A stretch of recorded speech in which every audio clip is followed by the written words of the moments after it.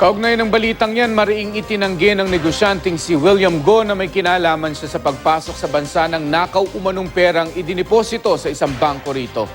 Ayon kay Go, wala raw siyang kinalaman sa pagbubukas ng mga bank account sa Jupiter Street, Makati City Branch ng RCBC na umano'y ginamit sa iligal na transaksyon.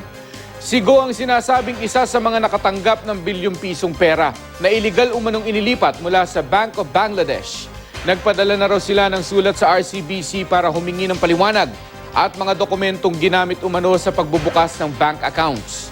Naghain na rin daw sila ng motion para alisin ang freeze order na inisyu ng Court of Appeals para sa mga account niya sa ibang bangko.